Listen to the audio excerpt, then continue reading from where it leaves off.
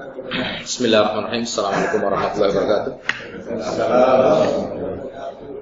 Innal hamdalillah nahmaduhu wa nasta'inuhu wa nastaghfiruh wa na'udzu billahi min shururi anfusina wa min sayyiati a'malina. Man yahdihillahu fala mudilla lahu wa man yudlil fala hadiya lahu. Asyhadu an la ilaha illallah wahdahu la syarika lahu wa asyhadu anna Muhammadan 'abduhu wa rasuluhu amma ba'd.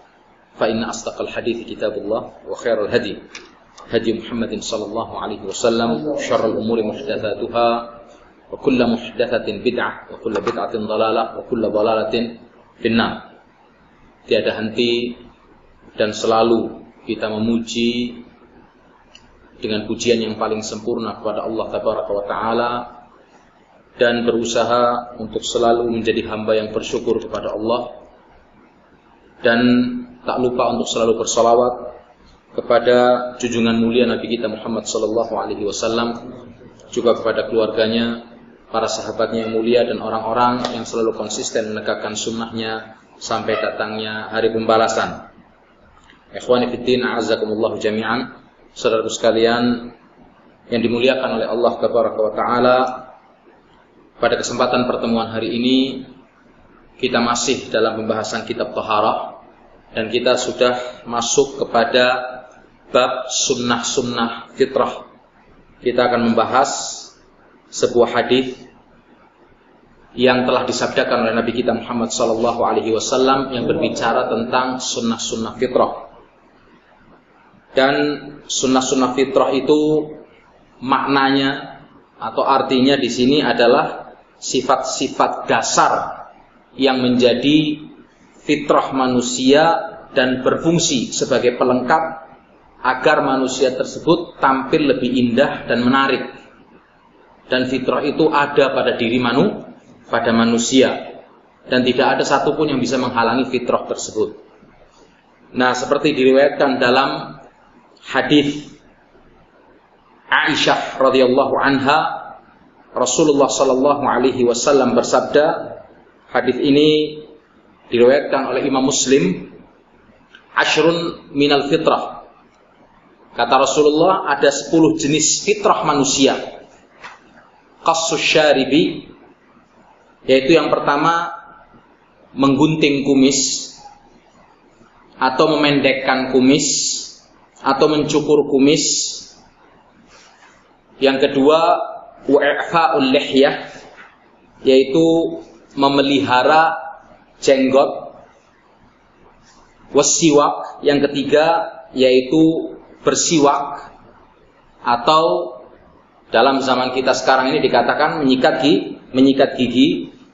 Wastinsyaqul ma, kemudian memasukkan air ke dalam hidung lalu menyemburkannya keluar.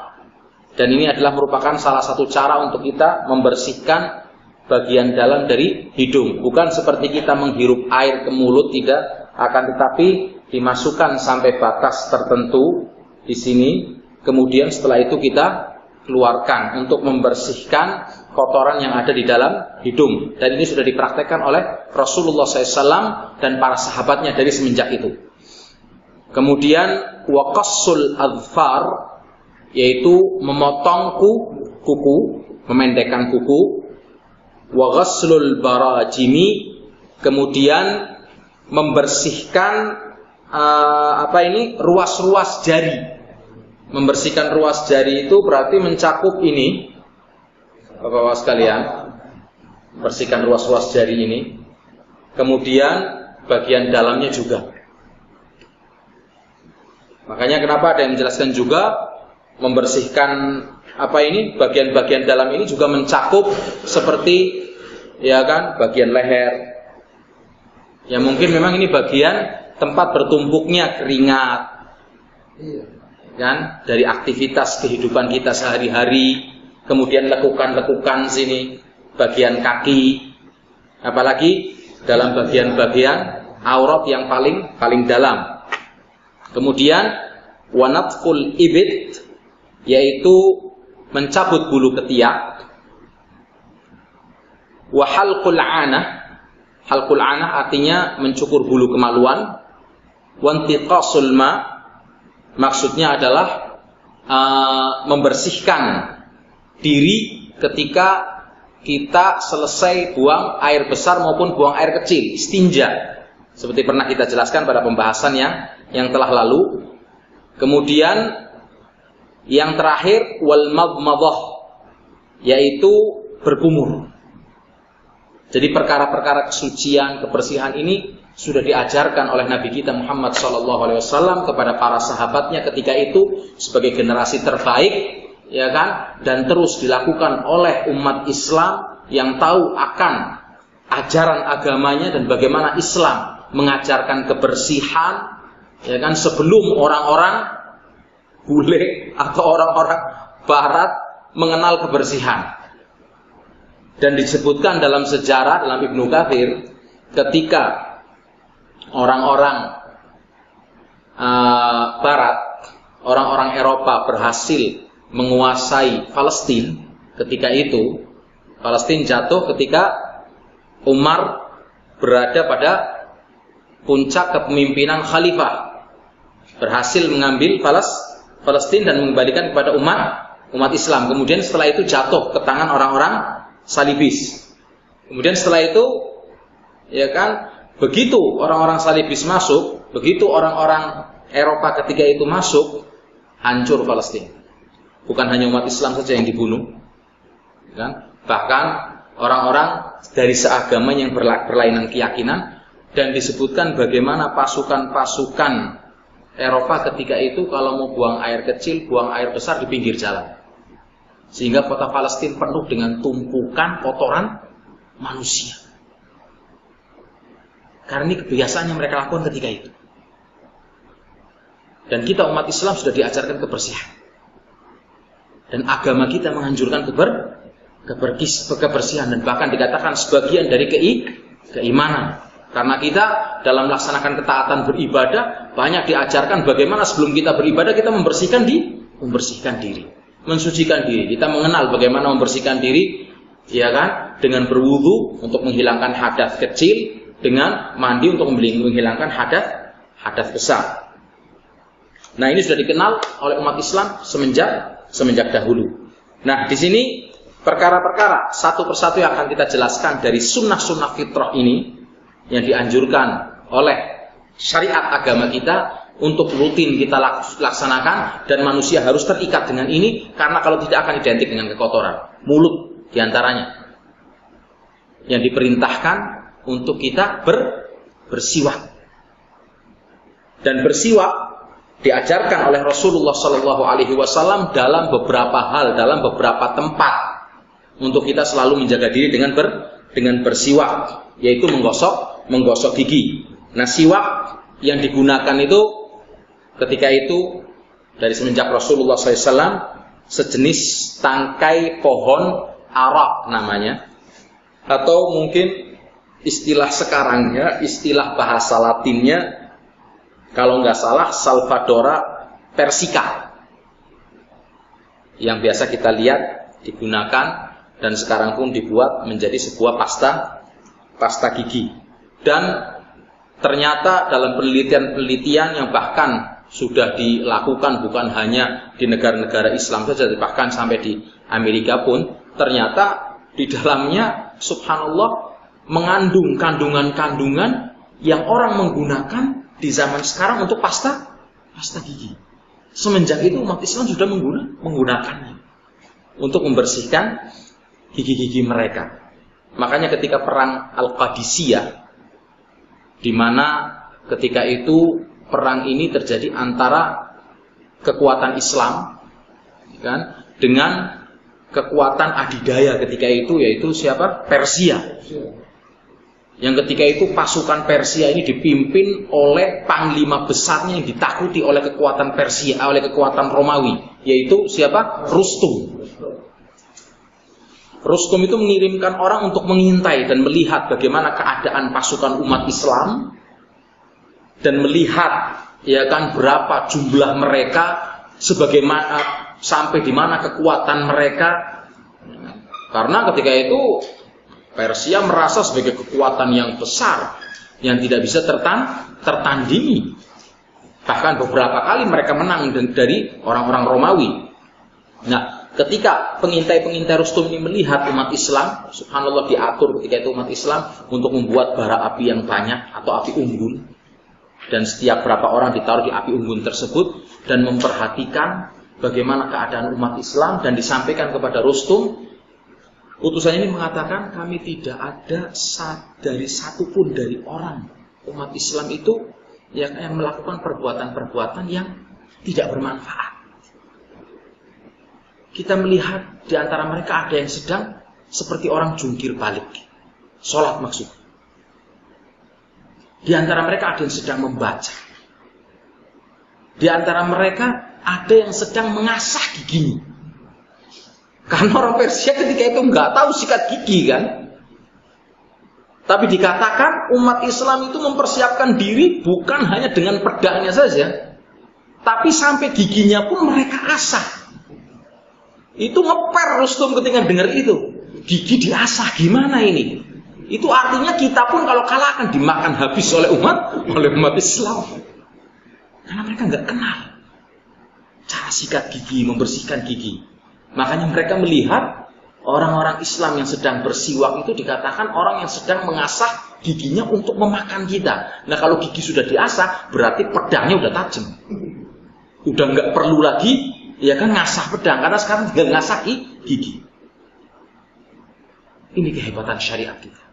Kemuliaan syariat yang Allah turunkan kepada umat manusia untuk kemaslahatan kita semua. Nah, jelasnya ini dipakai untuk membersihkan gigi, membersihkan sisa makanan, ya kan, yang tersisa di dalam mulut kita dan untuk mengeluarkan atau menghilangkan bau yang tidak baik dari mulut kita. Nah, bersiwak setiap waktu ini adalah merupakan sunnah yang diajarkan oleh Nabi kita Muhammad SAW, di mana Rasulullah SAW bersabda, as-siwaku mutahharun lil fammi wa mardhatun lirrabb. Kata Rasulullah, bahwasanya bersiwak itu yaitu dengan membersihkan mulut, mendatangkan keridhaan Allah Subhanahu wa taala dan membersihkan mulut kita. Dan tempat-tempat yang dianjurkan untuk kita bersiwak diantaranya adalah yang pertama ketika kita berwudu. Akan berwudu ataupun ketika kita sedang dalam keadaan berwudu, ya kan? Ketika membersihkan mulut, kita membersihkan siwak, atau sebelum berwudu kita bersiwak dahulu, kemudian setelah itu kita mulai berwudu. Sebagaimana dijelaskan dalam hadits Nabi Muhammad SAW, kan? Dijelaskan dalam hadits Nabi Muhammad SAW yang diriwayatkan oleh Imam Ahmad. Di sini Rasulullah bersabda, laula an asyqa ala ummati la amartuhum bis-siwaki 'inda kulli wudu. Kalau misalnya kata Rasulullah, seandainya tidak memberatkan kepada umatku, niscaya akan aku perintahkan mereka untuk bersiwak setiap kali akan berwudu. Setiap kali akan berwudu atau setiap kali mereka berwudu. Tapi ini menunjukkan bahwasanya amalannya adalah merupakan sunnah. Tapi anjurannya sangat-sangat bagus sekali untuk dilakukan. Kemudian di tempat lain yang dianjurkan untuk kita bersiwak adalah ketika hendak mengerjakan sholat. Sebagaimana disabdakan oleh Nabi kita Muhammad SAW dalam sebuah hadis yang muttafaqun alaih. Rasulullah bersabda, laula an asyqa ala ummati la amartuhum bis-siwaki 'inda kulli shalah. Redaksi yang sama diulangi oleh Rasulullah SAW. Kalau tidak memberatkan umatku, maka akan aku perintahkan mereka untuk bersiwak. Kapan? Setiap mereka mendirikan sholat. Sebelum sholat bersiwak. Kemudian tempat lain yang dianjurkan oleh Rasulullah SAW untuk kita bersiwak adalah ketika kita masuk rumah. Seperti diriwayatkan dalam sebuah hadis, fa'anil Miqdam an abihi qal, dari Miqdam dari bapaknya dia berkata, qultu bi ayyi syai'in kana yabda'un nabi sallallahu alaihi wasallam idza dakhala baitahu.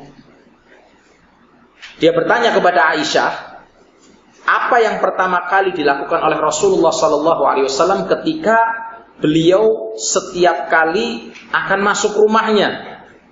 Maka Aisyah menjawab dan menjelaskan, qala bisiwak. Qalat bisiwak. Rasulullah selalu memulai untuk bersiwak ketika beliau akan memasuki rumahnya. Karena dia akan bertemu dengan istrinya, berinteraksi dengan istrinya, ya kan? Di mana dia menjaga bagaimana kebersihan dirinya. Kadang kita, ya kan, meremehkan, ya kan? Kita menuntut istri-istri kita untuk tampil bersih ada apa, ya kan? Tapi kitanya sendiri kotor, ya kan? Seperti itu. Seperti dia juga kita menginginkan kebersihan, dia pun juga menginginkan kebersihan sama. Ya kan? Kita menginginkan keindahan, dia pun menginginkan keindahan dari kita. Kita menginginkan kebersihan, dia pun menginginkan kebersihan dari kita. Bau yang wangi, mulut yang berbau harum, ya kan? Penampilan yang bersih, bagus, seperti itu. Kemudian di antara tempat lain yang dianjurkan untuk kita bersiwak adalah ketika bangun tidur. Ini juga dianjurkan untuk kita bersiwak. Seperti dijelaskan dalam sebuah hadis yang diriwayatkan oleh Imam Bukhari, kana Nabi sallallahu alaihi wasallam idza qama minal laili yashusu fahu bis-siwak. Dahulu Rasulullah SAW ketika bangun tidur membersihkan mulutnya dengan siwak. Sebelum para ahli kesehatan menganjurkan orang ketika bangun tidur pertama kali membersihkan mulut, ketika mau tidur membersihkan mulut, ketika selesai makan membersihkan mulut, umat Islam sudah mengajarkan atau syariat Islam sudah mengajarkan bagaimana membersihkan diri khususnya dalam bagian mulut ini pada tempat-tempat yang orang sekarang pun menganjurkan untuk dibersihkan pada waktu dan tempat-tempat tersebut. Kemudian yang kelima di antara anjuran bersiwak adalah ketika hendak membaca Al-Quran.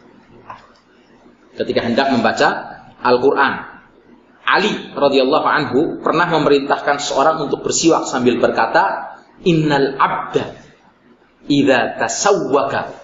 Sungguhnya seorang hamba, ya kan? Dia menjelaskan, Rasulullah SAW bersabda dalam sebuah hadis yang diriwayatkan oleh Imam Muslim, innal abda idza tasawwaka. Sungguhnya seorang hamba apabila dia bersiwak, thumma qama yusalli, kemudian berdiri menunaikan salat, qamal malaku khalfahu fatasamma'a liqiraatihi. Maka kemudian para malaikat, ya kan, akan berdiri di belakangnya mendengarkan bacaan Al-Quran. Ketika seorang berdiri menunaikan salat, ya kan, dan sebelumnya dia bersiwak, para malaikat akan berdiri di belakangnya untuk mendengarkan bacaan Al-Quran, fayadnu minhu, dan terus malaikat tersebut mendekat kepada orang tadi, hatta yadha'afahu ala fihi, sampai malaikat tersebut meletakkan atau mendekatkan bibirnya ke bibir hamba tersebut. Dengan perkara yang gaib kita nggak tahu. Tapi para malaikat itu terus mendekatkan sampai dikatakan bibir dia fahu, ya kan, mendekat kepada bibir kita. Fama yakhruju min fihi syai'un minal Qur'an illa sara fi jawfil malaki. Maka tidaklah ada satu huruf pun yang keluar dari bacaan Al-Quran dari hamba tersebut kecuali akan langsung masuk kepada daleman atau hati para malaikat atau jauf. Jauf itu ini kayak model kerongkongan sampai ke sini. Ini namanya al-jauf, bagian dalam malaikat. Fatahhiru afwahakum lil Qur'an. Oleh karena itu, bersihkanlah mulut-mulut kalian untuk menyambut membaca Al-Quran. Kadang kita melihat bagaimana orang yang sengaja mengotori mulutnya, khususnya dengan merokok. Nah ini, setelah membaca hadis ini merupakan dorongan yang kuat bagaimana untuk kita meninggalkan merokok dan usahakan untuk meninggalkan untuk meninggalkan merokok, ya kan? Lebih indah kalau uangnya ditabung, walaupun mungkin insya Allah sudah cukup, tapi ditabung lagi, ya kan? Untuk jalan sedekah, ya kan? Untuk nafkah keluarga kita, dan itu dihitung sebagai apa? Pahala di sisi Allah Subhanahu wa Ta'ala. Setiap suap nasi yang masuk ke mulut istri kita, ke mulut anak-anak kita, dihitung sedekah, daripada dikeluarkan seperti kita megang uang 2.000 atau di sini pakai uang real, sereal kalau dihitung Indonesia sekarang sudah 3.000 lebih, kemudian kita bakar. Udah, nggak dapat apa-apa. Dan nanti kalau berhenti ngerokok saya gemuk, ya kan, bukan alasan. Gitu lah. Nanti gemuk bukan alasan, banyak olahraga, gemuk nggak apa-apa, daripada, ya kan, Anda melakukan sesuatu yang merusak diri Anda, mubadzir, menyebabkan kecelakaan bagi diri kita, dan itu semua dilarang di dalam agama. Dan manfaat siwak jelas diantaranya seperti tadi dijelaskan dalam hadis, membersihkan mulut, mendatangkan keridhaan Allah Tabaraka wa Ta'ala, menguatkan gigi, ya kan, membersihkan gusi, ya kan, dan bahkan, ya kan, orang yang rajin bersiwak, apalagi dia pintar membaca Al-Quran, diantaranya itu memerdukan suara, ya kan, dan lebih memberi semangat kepada orang Muslim karena selalu kondisi dirinya dalam keadaan bersih. Kemudian yang kedua dari sunnah-sunnah fitrah, atau perkara kedua dari sunnah-sunnah fitrah, atau poin kedua adalah berkumur-kumur dan istinsyak. Berkumur-kumur kita tahu memasukkan air ke dalam mulut, ya kan, kemudian menggerakkannya di seputar mulut kita. Ini secara penelitian hanya dengan berkumur saja seorang itu bisa membersihkan, ya kan, berapa persen dalam mulutnya dari bakteri dan kotoran yang mungkin kita makan, ya kan, dan sudah cukup lama tersisa di dalam mulut kita, kemudian kita berkumur dan membersihkannya. Apalagi kita disuruh berkumur dalam satu hari sebanyak berapa kali? 5 kali. Ini paling sedikit untuk menyambut sholat-sholat yang wajib. Kemudian istinsyak artinya menghirup air dan memasukkannya ke dalam hidung sampai batasan sini biasanya, kemudian dikeluarkan. Ini namanya istinsyak. Kemudian yang ketiga, dan ini dianjurkan ya, kecuali kamu dalam keadaan berpuasa, hati-hati, takut nanti air masuk. Kemudian yang ketiga, istinja. Sudah pernah kita bahas, istinja itu membersihkan kotoran atau najis yang menempel pada bagian kubul, kemaluan, ya kan, bagian depan ataupun dubur. Kubul itu artinya apa? Kemaluan bagian depan. Kalau dubur apa? Tempat buangan bagian belakang dengan menggunakan air yang bersih, artinya suci dan mensucikan. Ini namanya istinja. Kemudian yang keempat, memotong atau memendekkan kumis. Ini diantara sunnah-sunnah fitrah, memotong dan memendekkan kumis. Dan hal ini dimaksudkan agar seorang itu tampil indah, menarik. Selain itu menjadi tanda kebersihan dan menyelisihi orang-orang kafir. Ya kan? Banyak kita melihat kadang sebagian orang justru malah lebih senang melihara kumisnya, sampai kumisnya kelihatan seperti kue lemper, Pak. Ya kan, tahu lemper enggak? Ya kan, sudah bunder, dalamnya ada apanya? Ada abonnya lagi, tebel banget. Sampai hampir mulut itu ketutup. Dalam Islam untuk masalah kumis ini anjurannya ada 2. Yang pertama, dengan mencukurnya, membersihkan kumis, memendekkannya, atau kumis seorang muslim tidak lebih dari garis bibir. Artinya dia selalu menjaga, begitu lebih dari garis bibir dipotong, diratakan, sehingga tampil bersih.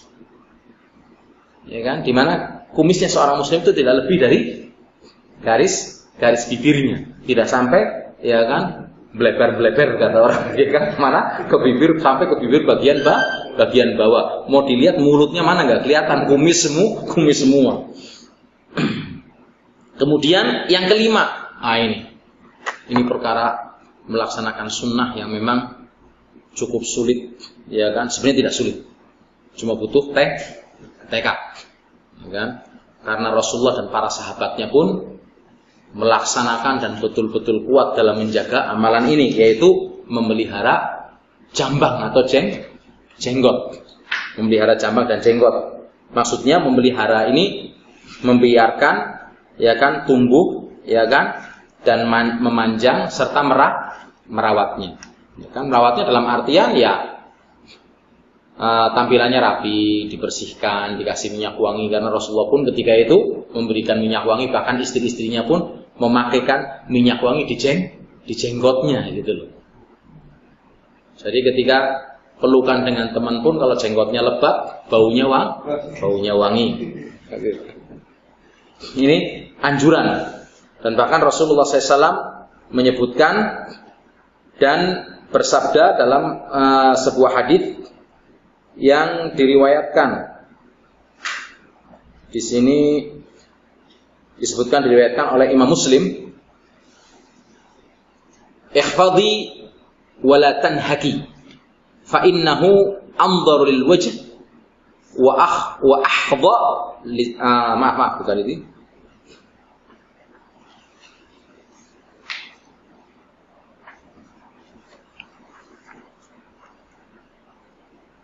Iya betul. Untuk melihara jenggot ini, maaf sudah saya bagikan makalah khusus itu tentang permasalahan apa ini, anjuran untuk memelihara jenggot, ya kan? Dan sehubungan dengan hukum memotong jenggot ini. Ini poin masalah kita, memeliharanya sunnah, dan tentang hukum masalah memotong jenggot ini dari kesepakatan para ulama dan ijma adalah hukumnya diharamkan karena ada perintah untuk memelihara dan memanjangkannya. Sebagaimana Rasulullah SAW bersabda dan mengatakan dalam banyak hadisnya. Ini kebetulan Ustadz Musyaffa MA, jazahullah khair, dan kemudian Ustadz Firanda yang merangkumnya tentang permasalahan jenggot ini, ya kan, dan mengumpulkan hadis-hadis, kemudian pendapat ijma para ulama, para salafus soleh, dan pendapat para madhab tentang permasalahan khususnya jenggot ini. Dan ada di sini disebutkan, situ ada sekitar 7 hadis tentang perintah untuk kita memanjangkan jenggot. Di antaranya an Ibnu Umar radhiyallahu anhuma anin Nabi sallallahu alaihi wasallam qala khaliful musyrikin wafirul liha wa ahfu au asyawarib. Selisihilah kaum musyrikin, biarkanlah jenggot kalian panjang, dan potong tipislah kumis kalian. Hadis riwayat Al-Bukhari. Kemudian hadis lain, inhaku asyawariba wa a'fu al-lihya, dari hadis dari Ibnu Umar juga. Potong tipislah kumis kalian dan biarkanlah jenggot kalian tumbuh. Hadis riwayat Bukhari. Kemudian yang ketiga, Rasulullah SAW bersabda dalam hadis Ibnu Umar juga, khaliful musyrikin wa ahfus syawariba wa aufu al-liha. Ya kan? Selisihilah kaum musyrikin, potong pendeklah kumis kalian dan sempurnakanlah jenggot kalian. Kemudian hadis yang keempat dari Abu Hurairah radhiyallahu anhu, Nabi SAW bersabda, juzzus syawariba wa arkhul liha khaliful majus.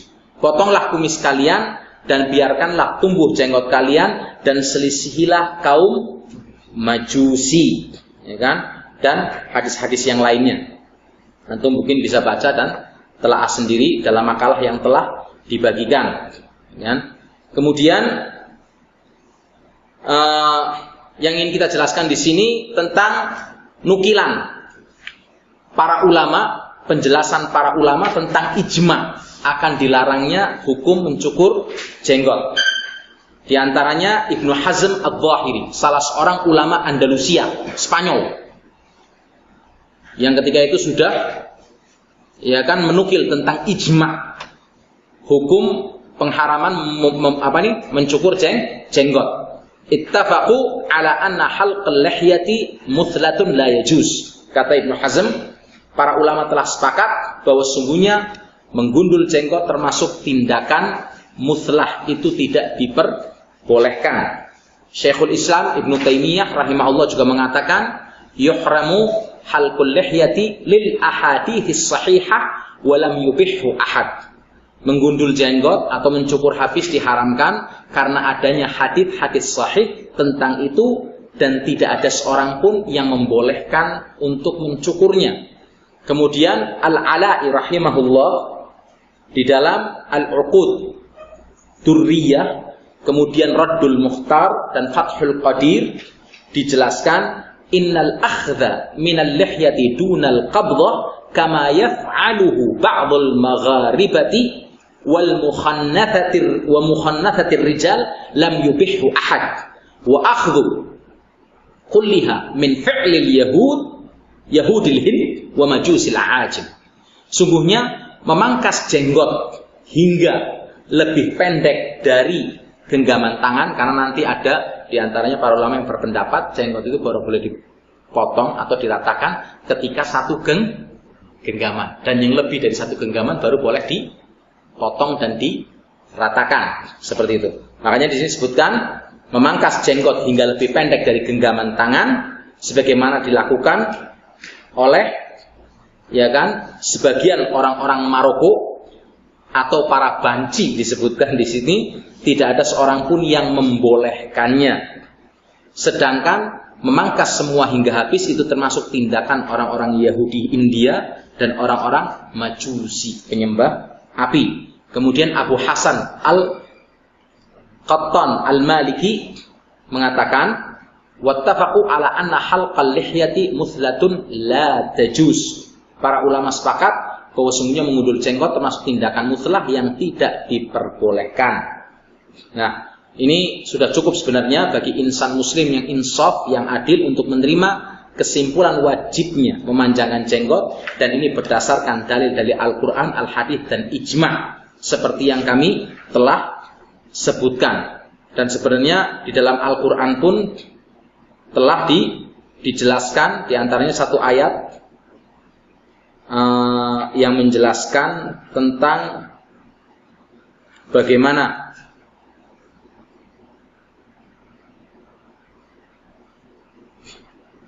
ketika itu kejadian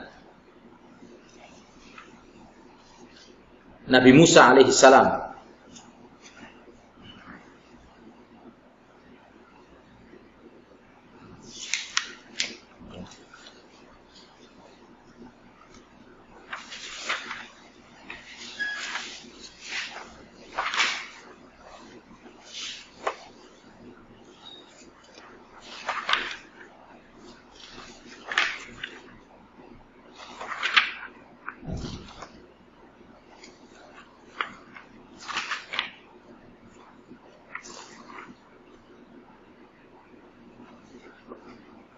maaf, ini saya lupa memasukkan tentang ayat dari firman Allah Subhanahu wa taala.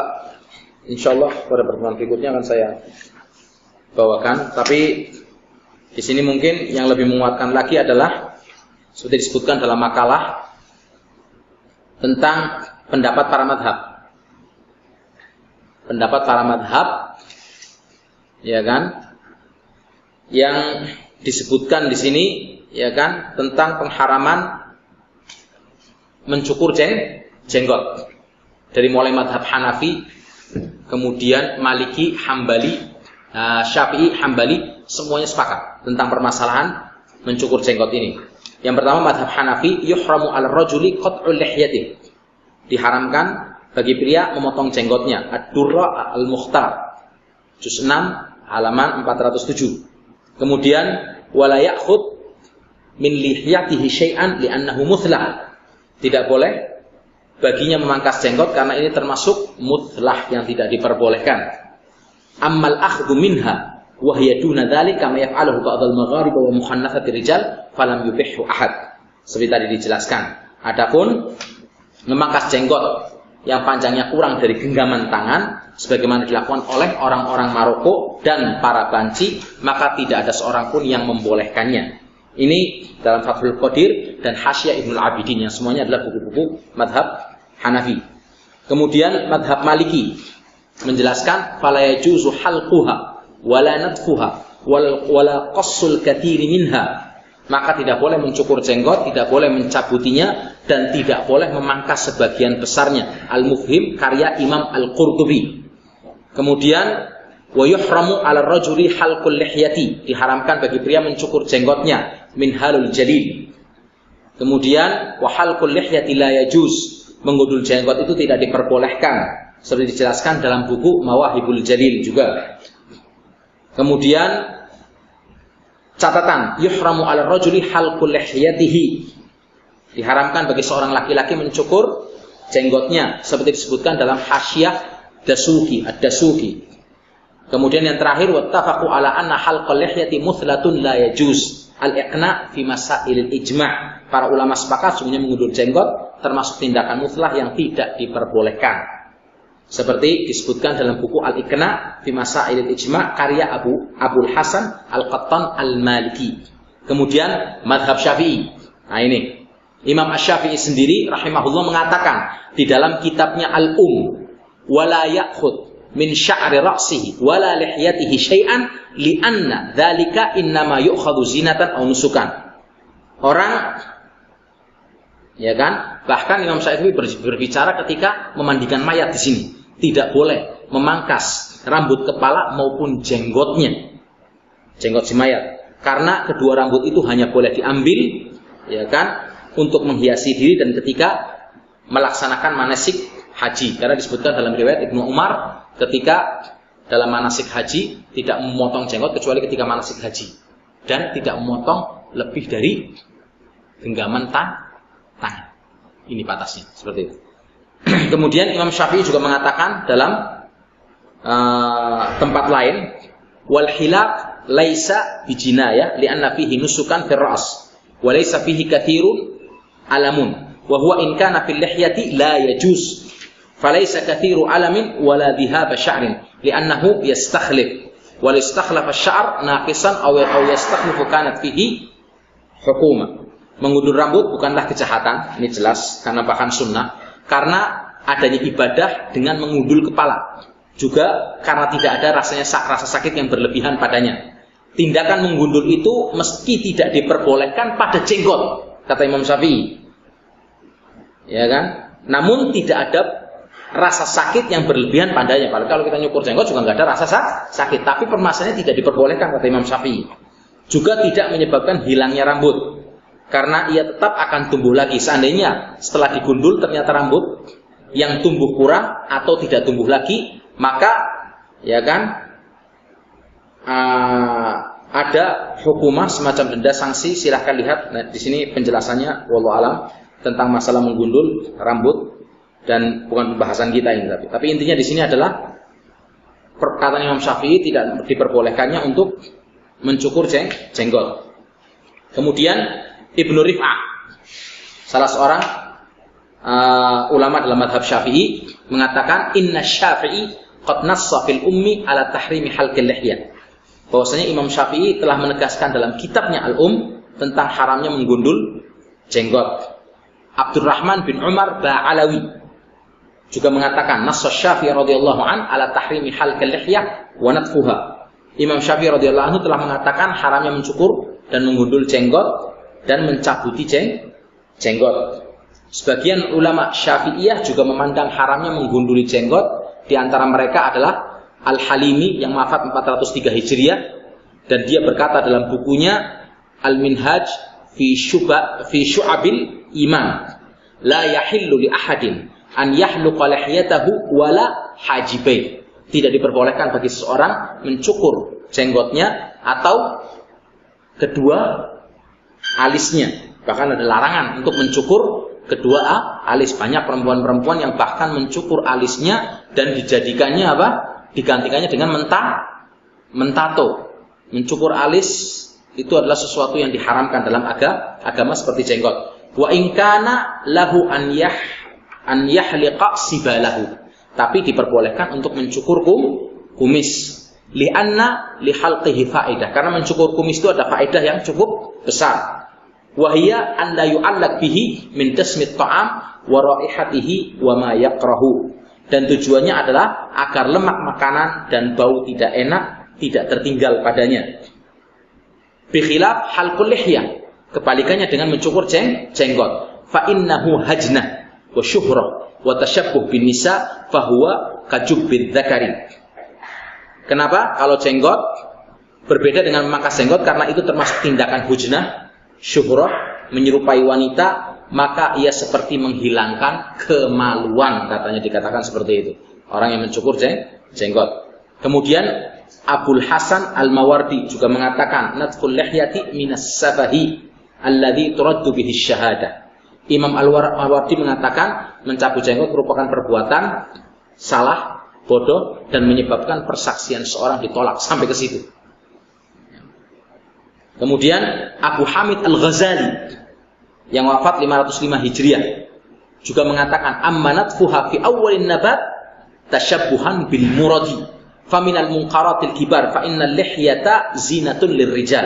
Adapun mencabut jenggot di awal munculnya agar menyerupai orang-orang yang tidak memiliki jenggot, maka ini termasuk kemungkaran yang besar, karena jenggot adalah penghias bagi laki-laki. Akan tetapi Imam Al-Ghazali memberikan keringanan jika jenggot panjangnya lebih dari 1 genggaman boleh untuk dipotong dengan syarat tidak sampai mencukur jenggot gundul habis. Ya kan? Wal amru fi hadza qaribin in lam yantahi ila taksisil lihyah. Seperti disebutkan dalam kitabnya Ihya Ulumuddin. Perkaranya dalam masalah ini adalah mendekati jika tidak sampai mencukur habis jenggot, artinya 1 genggaman. Kemudian masih banyak lagi, ya kan, disebutkan dalam makalah itu. Imam An-Nawawi pendapatnya yang mengharamkan untuk mencukur jenggot, ya kan. Kemudian dari madhab Hambali juga. Insya Allah bisa antum telaah dan antum bisa baca makalah yang sudah dikumpulkan tentang permasalahan hukum mencukur jenggot dari pendapat para ulama, ijma walaupun ulama-ulama madhab. Kemudian yang keenam yaitu al-istihdad. Al-istihdad itu adalah memotong bulu-bulu yang tumbuh di sekitar kemaluan. Ini juga merupakan salah satu fitrah.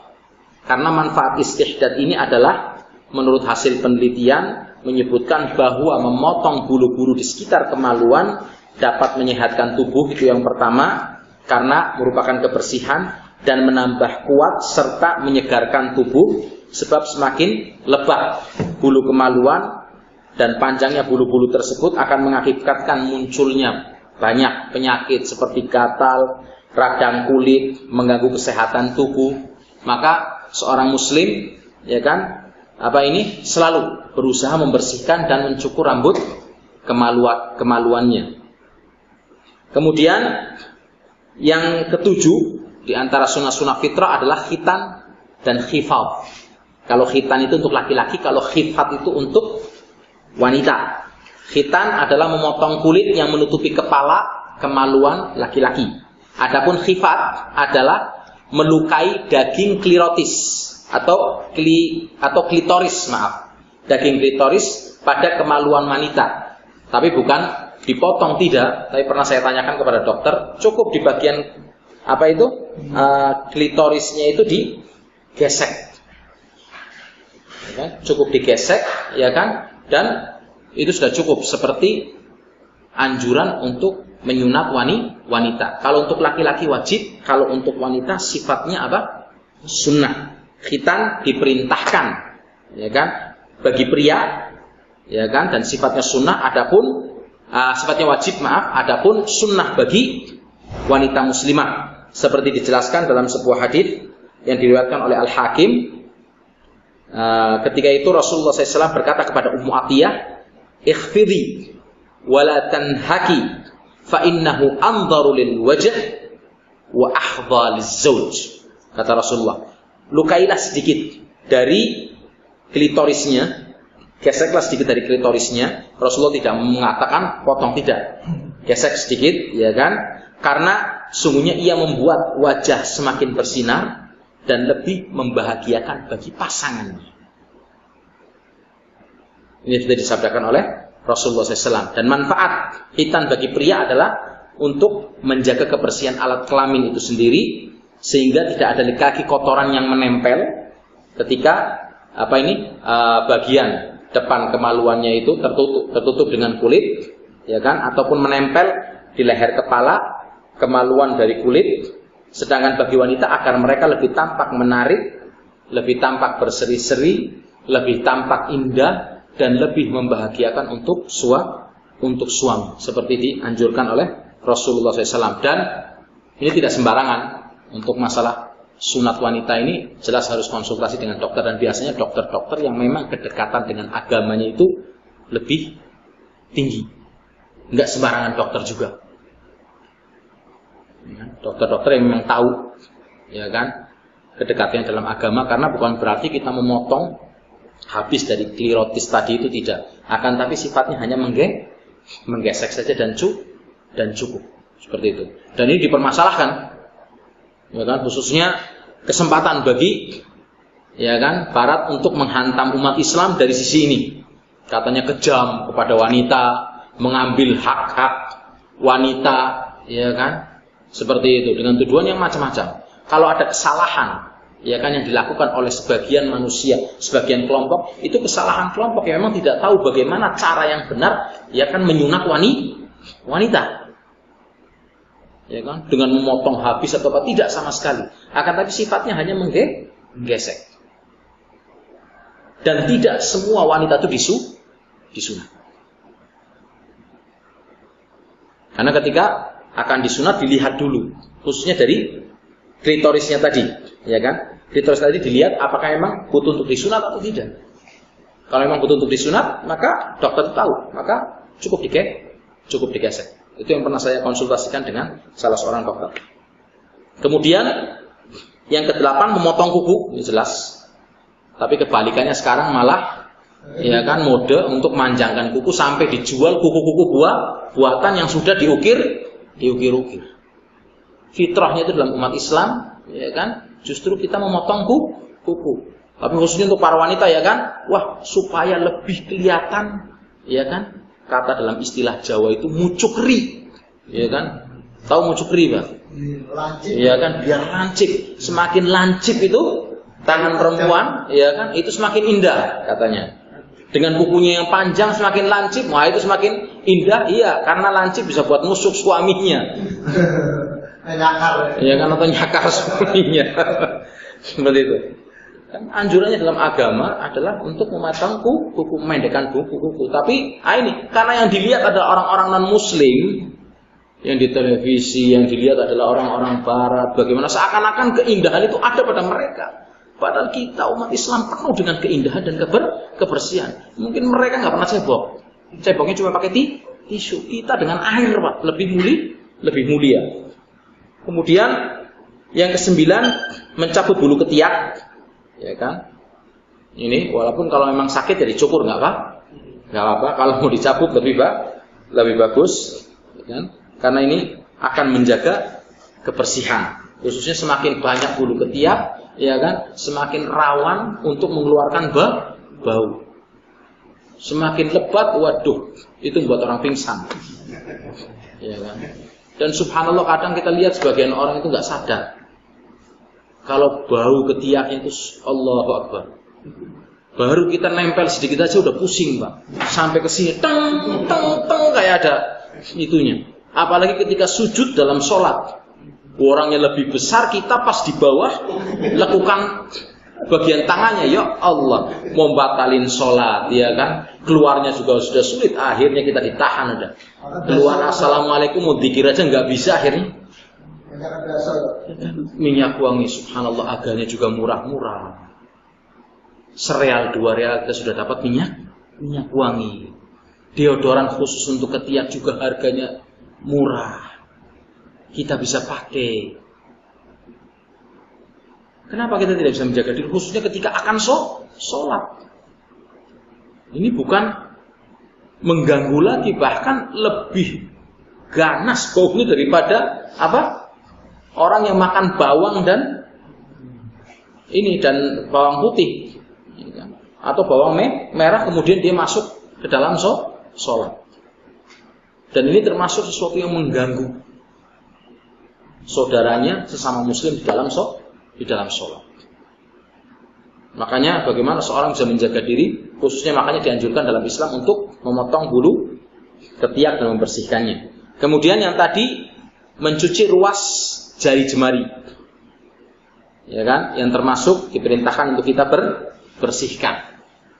Dan Islam semenjak dini sudah menganjurkan bagaimana kita membersihkan tangan. Bahkan sunnahnya ketika bangun dari tidur, yang pertama kali kita cuci apa? Kedua tangan kita sebelum kita berwudu.